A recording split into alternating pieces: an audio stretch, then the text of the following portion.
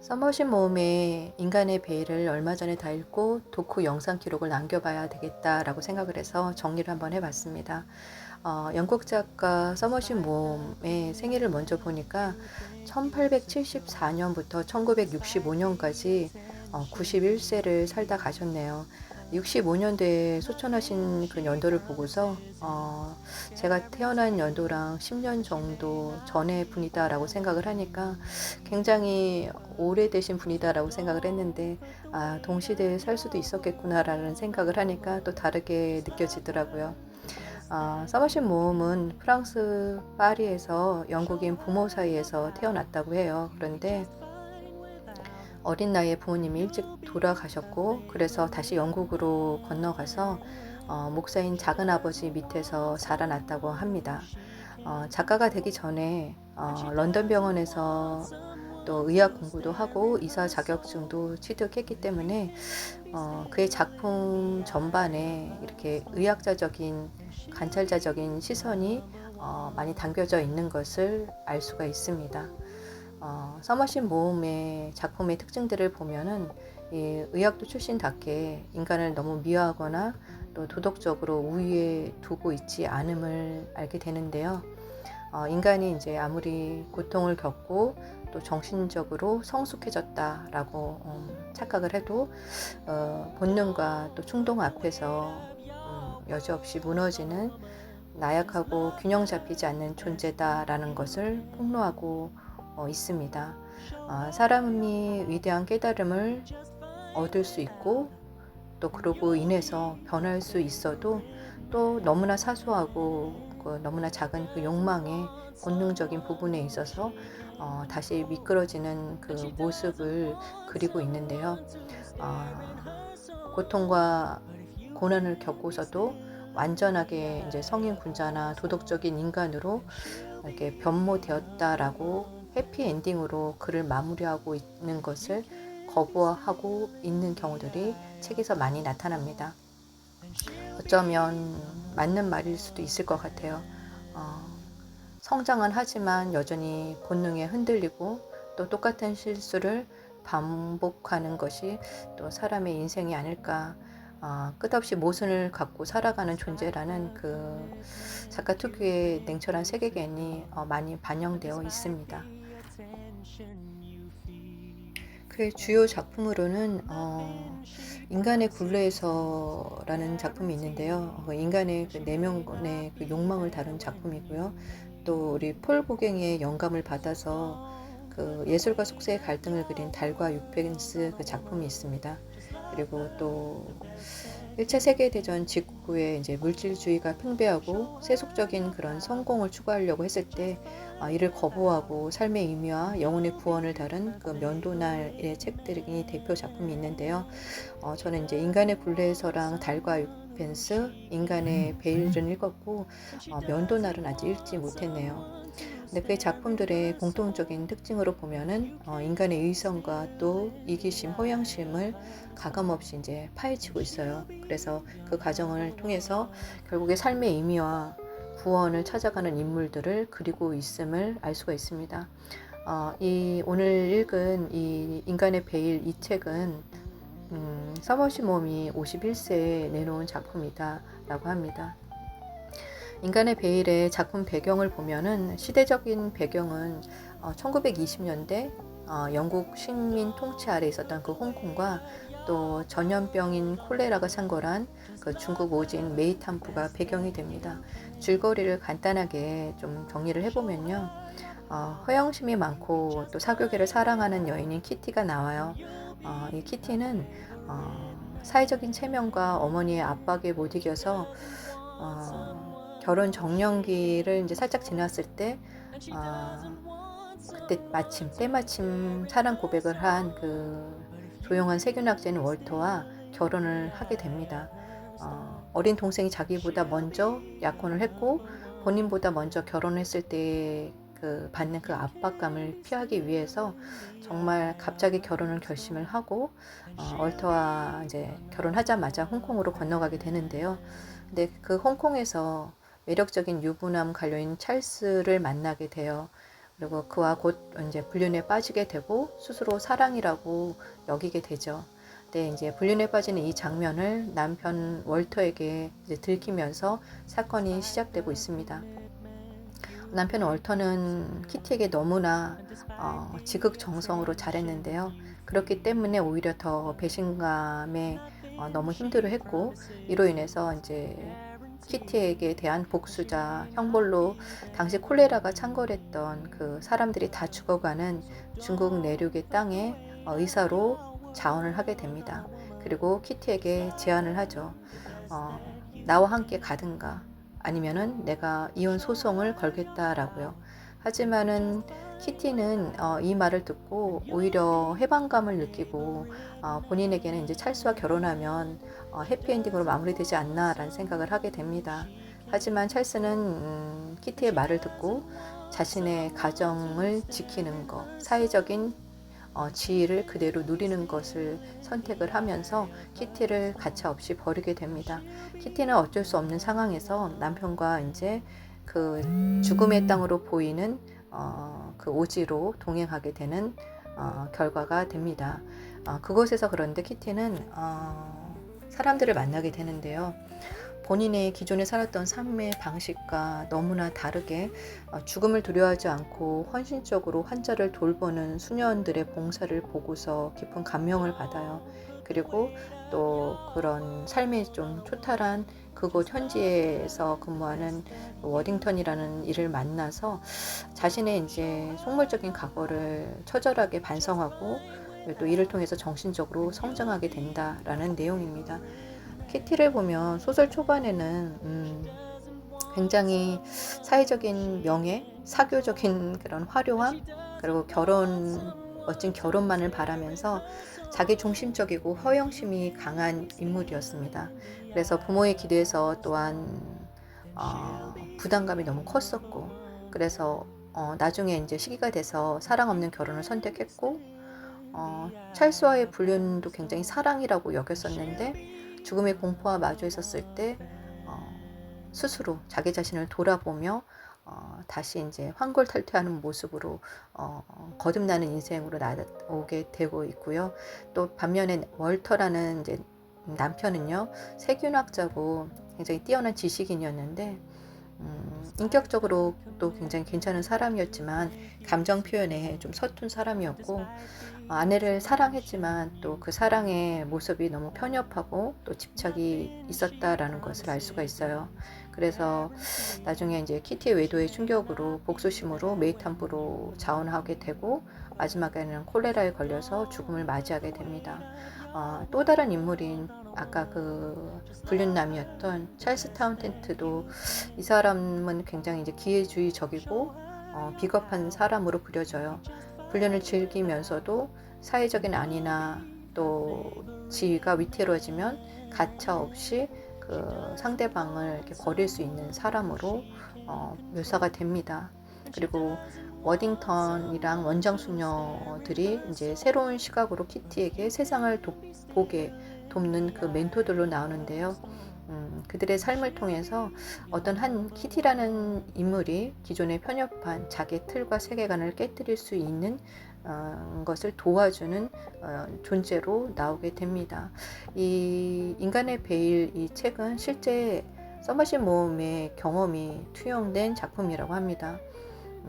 실제 서머신 모험이 1919년부터 20년 사이에 자신의 연인이었고 또 비서였던 하일과 함께 중국을 여행을 하면서 그때 목격했던 중국의 풍경, 또 문화, 당시에 돌던 전염병 상황 이런 것이 생생한 체험이 돼서 이 작품의 배경을 만드는 밑거름이 되었다라고 합니다. 책 제목이 인간의 베일인데요. 이 제목은 어떤 이제 시인인 퍼시 비시 셀이라는 그 19절에서 따온 제목이라고 합니다. 그 19절의 내용이 살아있는 이들이 인생이라 부르는 저 색칠된 베일을 들추지 마라 라는 구절이었다고 해요.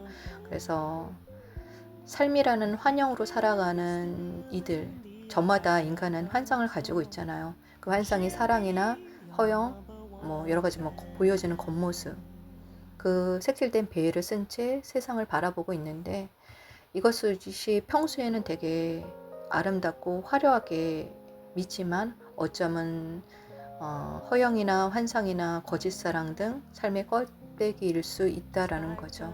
그 인간의 베일이, 그 베일이 들추어졌을 때 인간 본연의 적나라한 진실과 고통을 마주할 수 있게 된다라는 것을 책 제목을 통해서 이제 책 내용을 함축적으로 담고 있는 것 같습니다. 키티에게는 어쩜 이제 찰스의 가짜 사랑, 사교계의 화려함, 이것이 베일이었고, 또 월터에게는 아내에 대한 환상적인 기대가 그 베일이었지 아니었나라는 생각을 합니다. 죽음과 고통이라는 극한의 현실을 맛봤을 때 이 허울 좋은 베일이 벗겨지게 되고, 삶의 본 모습과 진정한 자아를 마주하게 함으로써 글의 내용의 이제 줄거리가 치정곡으로만 멈추지 않고, 남편의 강요로 간 그 오지에서 타인의 고통에 눈뜨고, 또 삶에서 남자로 인해서 정의되던 사회적인 그런 위치에서 독립적인 주체로 거듭난 한 여인의 그 모습을 통해서 고통을 통한 구원과 성장을 대변하고 있는 작품이 아닌가라는 생각이 듭니다. 마지막 키티가 이런 말을 해요. 자기가 딸을 낳는다면 남의 그늘에 예속되지 않는 자주적인 여성으로 키우겠다라는 결심을 하는데, 당시 시대상으로 보면 매우 진보적인 여성의 성장을 상징하고 있지는 않는가라는 생각을 하게 됩니다. 서머신 몸에게 이 작품은 인간의 이기심이라는 추한 베일을 벗겨낸 뒤에 삶을 살아내야 하는 이유가 무엇인가, 그 영혼의 정화 과정을 증명해 보는 의미 깊은 작업이었다라고 합니다. 이 작품을 읽으면서 여러 가지 생각을 하게 되었는데요. 키티의 불륜이 정말 오롯이 그녀의 도덕적 결함 때문이었을까라는 겁니다. 불륜을 정당할 수는 없지만 키티가 그 허영적인 사람이 된 배경에는 어머니가 딸을 오직 상류층 남성과 결혼시켜서 신분 상승을 이루는 것을 목표로 삼아왔었고, 그런 교육을 받아왔기 때문에 자아를 탐색할 기회나 조건 없이 결혼을 해야만 했던 그런 또 사회적 압박도 있었고, 그래서 키티가 그런 왜곡적인 가치관과 또 왜곡된 사랑을 가지고 있지를 않았나. 개인의 도덕적인 결함으로만 치부하기에는 좀 문제가 있고, 당시 사회 여성에게 가치관을 강제했던 그런 시대적인 한계가 빚어낸 결과가 아니었나라는 생각도 하게 되었어요. 그리고 또 이제 월터가 키티를 죽음의 도사리는 콜레라 지역으로 데려갔잖아요. 그렇게 사랑했던 여인이었는데 왜 이렇게 그쪽으로 데려갔을까? 초반에 이제 그의 월터의 선택은 명백히 복수와 파멸이 의도였다라고 이제 책에도 나와 있어요. 자신을 사랑하지 않고 속물적인 남자와 바람을 피운 아내에게 깊은 배신감과 모멸감을 느꼈고, 또 그런 마음으로 인해서 그녀 또한 고통받기를 바라는 마음으로 데려갔음을 스스로 인정했고요. 나중에 이제 아이러니하게도 그 잔인한 복수의 여정에서 두 사람 모두가 서로 다른 국면으로 이끌어가며 이제 화해가 되는, 그 모색하는 그 계기를 좀 만들어주게 되는데요. 그래도 결론은 이제 우리가 생각했던 방향과 좀 다르게 나아갔음을 알게 됩니다. 그리고 좀 특히나 가장 조금 반전이었던 부분이 이렇게 정신적으로 성숙했다 여긴 그 키티가 여전히 과거 자신을 버렸고 비겁했던 그 찰스를 다시 만났는데, 그 유혹에 무너져 내리는 모습이 굉장히 모순적이었다라는 거예요. 작가가 어쩌면 인간의 본성이 단 한 번의 고난으로 완벽하게 고결해지지 않는다라는 것을 현실적으로 보여주고 있지는 않는 부분인가라는 생각을 하게 됩니다. 스스로 위선과 약함을 뼈저리게 부끄러워하면서도 또 정신적인 독립을 이룬 것처럼 보였어도 자신의 그 감정에서 결국에는 본능에서 벗어나지 못하는 부분에 대해서 키티 스스로도 굉장히 자문하게 되고, 또 자기 경멸과 환멸과 다시 그 부분에 대해서 또 깊은 고민으로 해결하는 과정까지 나아가게 되는 그 관문이지 않았나라는 생각을 하게 됩니다. 책을 읽으면서 명문장이 좀 많았던 것 같아요. 그래서 명문장을 좀 기록을 해봤는데 몇 개 좀 추려봤습니다. 첫 번째, 이제 우리는 사랑받고 싶어하는 마음 때문에 상대방이 우리를 사랑할 만한 사람이 아님을 알면서도 그가 우리를 사랑한다고 믿어버리는 어리석음을 저지른다. 이 내용이 월터가 키티에게 느꼈던 마음이나 키티가 찰스에게 느꼈던 마음, 그런 마음에 다 담긴 문장이 아닌가. 자신이 보고 싶은 대로 현실을 왜곡하는 그런 심리가 담겨져 있구나라는 생각이 들었어요. 그리고 두 번째 문장은 죽음은 아주 사소한 것에 불과하다. 하지만 불안과 공포 속에서 살아가는 것은 그보다 훨씬 끔찍하다. 삶의 진짜 가치를 깨닫는 통찰인데요. 어떤 것들에 대해서 굉장히 깊은 의미를 부과하지만 결국에 그 사건 하나하나는 다 하나의 사소한 사건일 수 있다. 단편일 수 있다. 근데 그런 것을 담고 있는 그 마음들, 생각들, 그 방향이 어떤 것인가에 따라서 사람이 통찰과 해탈이 일어날 수도 있고, 아니면은 또 끔찍한 마음 상태로 살아갈 수 있도록 이끄는 것이 아닌가라는 부분이 듭니다. 세 번째 문장은 당신은 내가 아무것도 아니라는 걸 알면서도 날 사랑했어요. 내게는 재치도 없고 지혜도 없고 매력도 없는데 말이죠. 내가 당신을 사랑할 자격이 없다는 걸 알면서도 당신은 나를 사랑해 주었어요. 라는 키티의 말입니다. 깊은 사랑의 그런 무게인데 조건이 아니라 존재 자체를 사랑하는 그런 부분에 대한 내용이었던 것 같아요. 그리고 다음 문장은 우리가 평화를 찾는 곳은 외부가 아니라 바로 우리 자신 안에서다. 타인의 인정이나 허영의 베일에 휘둘리던 때에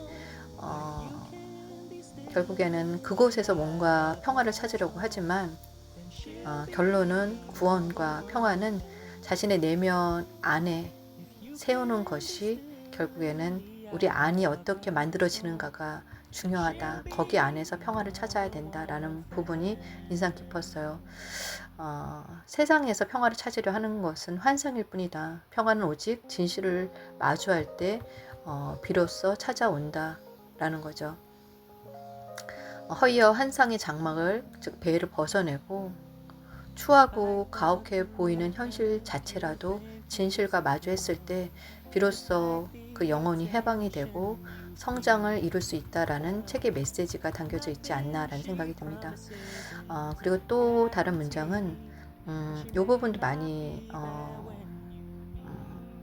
내용이 많이 마음에 남아서 따로 이제 주변에 또 전해줬던 문장인데요. 자신이 작은 악기를 연주하며 교향곡 연주의 복잡한 하모니에 대해 어떤 생각을 하나. 다만 그들은 그 교향곡 전체 연주를 바라보는 게 아니라 자기 자신의 작은 역할에만 신경을 쓴다. 근데 그들도 교향곡이 아름답다라는 것을 느끼고는 있다.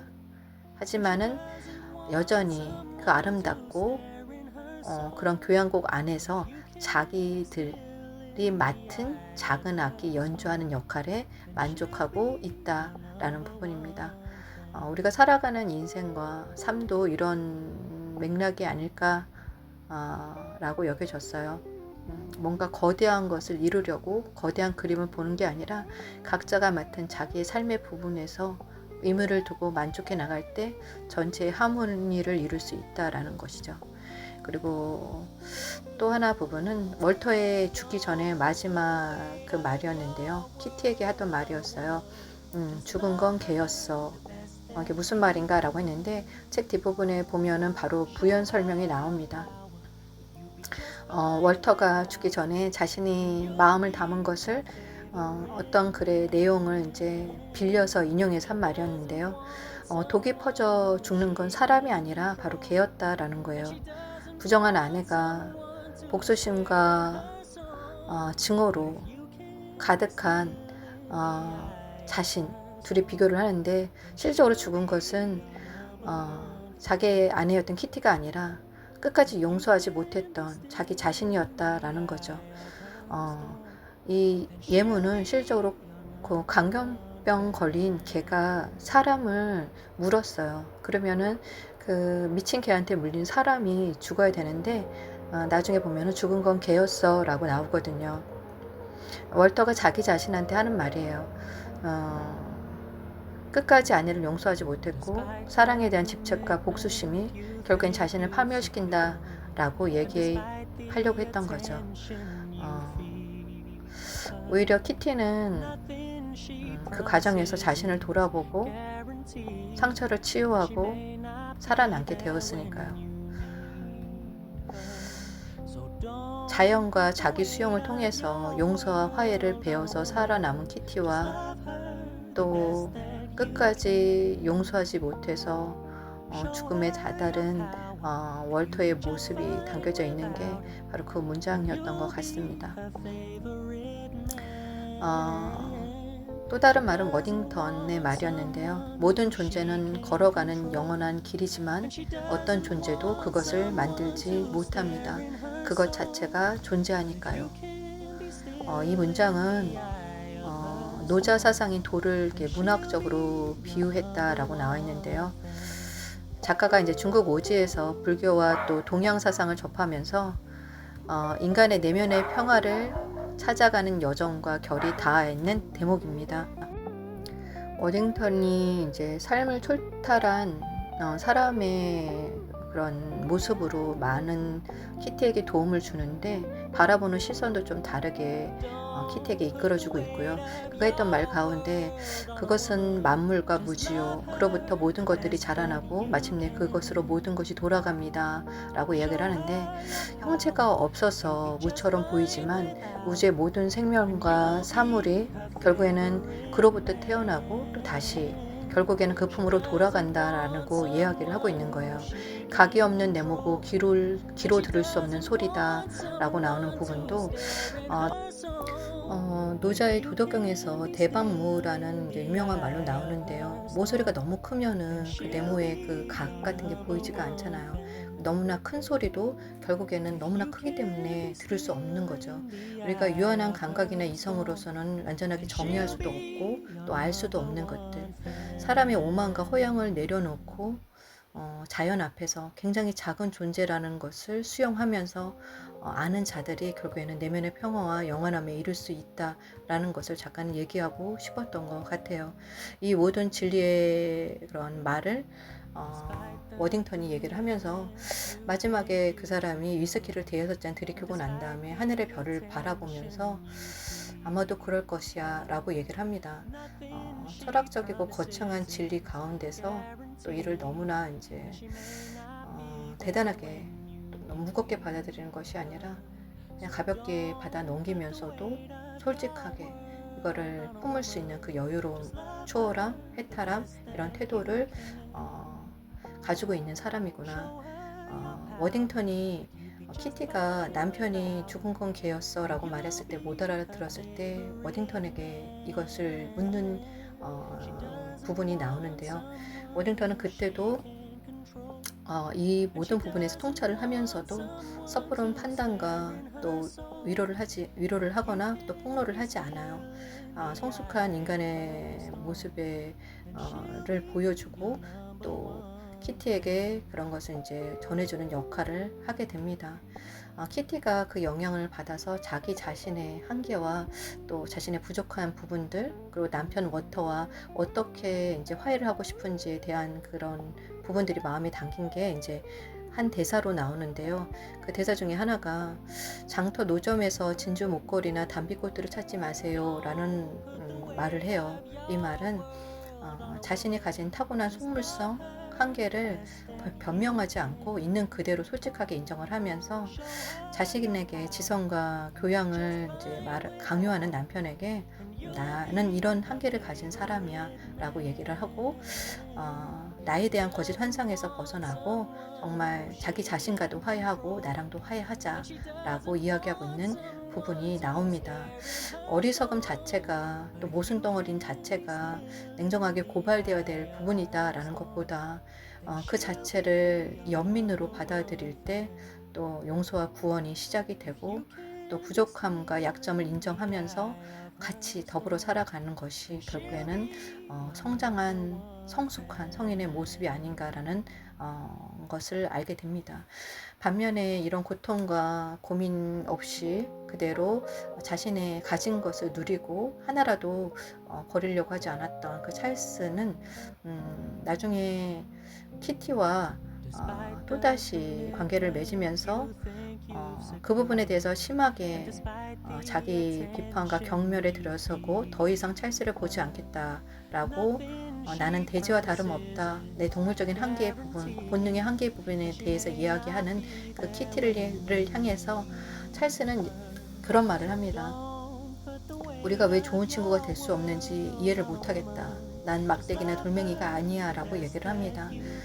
정체감이나 도덕적 죄의식도 없고 또 자신의 욕망과 편의에 따라서 상황을 합리화하는 전형적인 속물의 모습입니다. 자신의 욕구와 체면을 앞세우면서 이기적인 모습을 보일 때 키티가 말합니다. 내가 비록 당신에게 또다시 당신의 유혹에 굴복을 했고 근데 이런 것들은 진짜 내가 아니었다. 내 진실된 감정, 내가 원하는 감정이 아니라 단순하고 본능적인 내 안에 있는 경멸스럽고 짐승 같은 정욕에 불과했다라고 얘기를 합니다. 육체적인 이끌림에 다시 무너진 스스로를 돼지라는 짐승에 비유하면서 수치심을 느끼고 더 이상 이제 그 과거의 속물과 속물적이고 쾌락을 좋아했던 자기 자신과 결별하려고 하는 다짐과 그런 진동 끝에 이제 키티는 마지막 관문을 통과하게 됨을 알게 됩니다.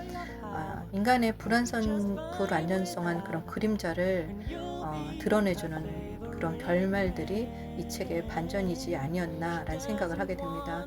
우리는 결국에는 이렇게 되었어. 잘 되었고 많이 성장했어. 그래서 다시는 그런 유혹으로부터 넘어지지 않았고 이런 식으로 어떤 좀 좋은 부분에 우리가 생각하는 이상적인 결론을 꿈꾸고 또 바랍니다. 근데 마지막 부분에서 이 키티가 이렇게 무너지는 모습을 통해서 조금 낙담하고 좀 실망하는 부분도 있지만 그것이 오히려 반전이지 않았나 또 더 생각할 거리를 주지 않았나 라는 것을 느끼게 됩니다. 사람은 뭔가 좋아 보이고 또 도덕적으로 괜찮아 보이는 것들에 그렇게 마음을 두지는 않는 것 같아요. 월터가 분명히 사회적으로 우수한 덕목을 가진 남자였고 되게 인간적으로도 괜찮은 사람이었지만 도덕적이나 지성이나 성실함이나 아내를 향한 헌신이나 고결한 가치를 가진 사람이었지만은 결국에는 인간적인 본능을 자극하는 그런 매력이 없었기 때문에 그 매력과 욕망 때문에 좀 저급하고 이기적인 찰색에 끌렸던 것처럼 인간은 이성적으로 옳은 선택보다 감각적이고 본능적인 끌림에 더 쉽게 무너지고 이것이 인간의 굴레고 또 인간의 쇠사슬이 아닌가. 나중에 이제 그 서머신 모험의 인간의 굴레의 책 내용과도 좀 연결돼서 생각할 수 있는 것 같아요. 우리가 반드시 이제 나를 사랑하는 사람을 사랑할 수 있을까? 아까 그 명대사처럼 우리는 오히려 이를 갈시하고 그 애정을 저버릴 가능성이 더 많은 존재다라는 거죠. 아이러니한 부분이지만은 오히려 너무나 사랑을 받았을 때 그 마음속 부담감이나 거부감으로 또 잔인한 선택을 할 수도 있고 근데 그런 것을 알고 느꼈을 때 키티가 또 나중에 찰스랑과의 그런 또다시 부적절한 관계를 맺었을 때도 자신의 안에 자기 경멸과 자괴감 같은 것도 느꼈지만 그보다 자기 내부에 도무지 알 수 없는 그런 충동, 그런 마음들에 되게 어리둥절함과 혼란스러움을 느낀다라고 표현된 부분이 나와요. 단순히 내가 왜 그랬을까라는 그런 죄감 또 자기 혐오 거기에 머물지 않고 인간의 마음과 몸이 왜 이렇게 따로 노는 것일까? 자신 안에 통제할 수 없는 이 충동은 어디서 오는 것인가에 대한 그 실존적인 혼란을 겪으면서 이야기하고 있는 부분이 있는데요. 사람이 스스로 내면조차 완전히 이해할 수 없는 그런 인간의 한계가 있는 것 같아요. 육체가 머리에 방귀를 드는 상황이 왔었을 때 어리석고 균형 잡히지 않는 인간의 그 모습들 것에 대해서 작가가 탄식하고 있는 부분이 아니었나라는 부분도 생각해 보게 됩니다. 작가의 이런 통찰적인 시각이 이 책이 더 의미 있게 또 읽고 해석하고 또 많은 것을 생각할 수 있게 도와주지 않았나, 그런 의미를 가진 책이었던 것 같아요. 서머신 모험은 인생이란 완벽한 해답이라 또는 완벽한 구원에 있는 것이 아니라 아름다운 베일 뒤에 숨겨진 자신의 추한 내면, 불완전함 이런 것을 직시하면서 그럼에도 그 속에서도 묵묵하게 삶을 견뎌내는 그 과정, 그것이 인생이지 않나라는 것을 이야기해 주고 있는 듯 합니다. 서머시 모음이 51세에 이 책을 이제 출판했다라고 했는데요. 지었다라고 했는데 저도 이제 50세, 51세가 돼 가면서 삶에 대해서 많은 생각을 하게 되고 또 이 작가가 말하고자 하는 부분이 무엇인지 공감이 많이 됩니다. 책을 읽고 사람이 이제 키티처럼 그 여성 주인공인 키티가 느꼈던 그런 부분들 어떻게 살아가야 될까?